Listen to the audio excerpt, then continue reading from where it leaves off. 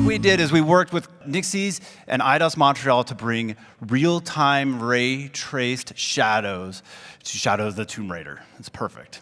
And so the thing to look at right now with RTX off, you saw the crisp shadows up there, and you saw right here.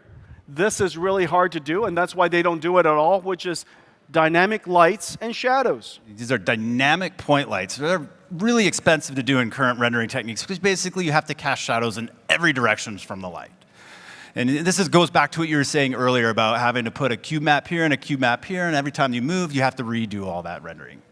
So let's put RTX to the test and have it just do it for us. Aww.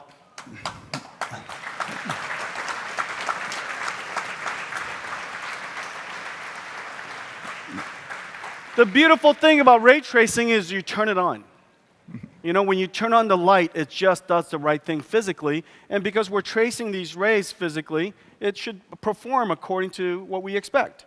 Yeah, and so the umbras, where right behind, where it's nice and dark, it's correct. And where penumbra, where you have the softness of the shadow, because not all of the shadow is occluded, part of it is lit, you get some softness.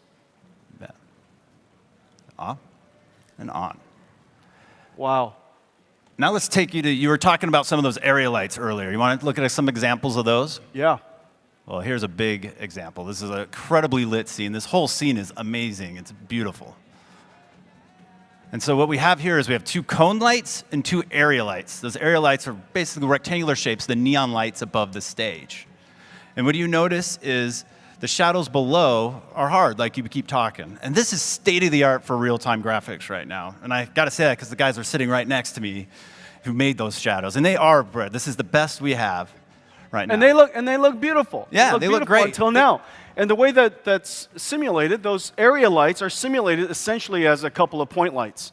And that's why you see such hard shadows. Exactly. But if you simulate the area lights like area lights, because we ray traced it, and independent of where the rays bounced around, eventually, if it were to hit some part of that area light, it gets lit.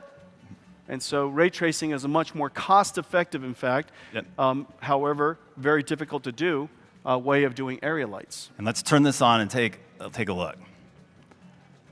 So you get the nice blend of the color and the light. Isn't that beautiful, guys?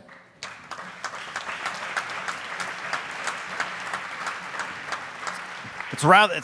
And we can do whatever we like. We could add more area lights. We could add more spotlights. You can mix it all together without trying to fidget with it, without trying to figure out what is the definition of right. Right just looks right.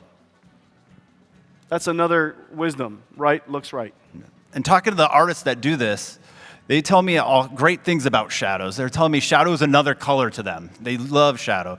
And they also told me that shadow and light is what they use to set the mood and tone of their environments. And so that's how important shadows are. And it feels like we just gave them a lot more depth for it.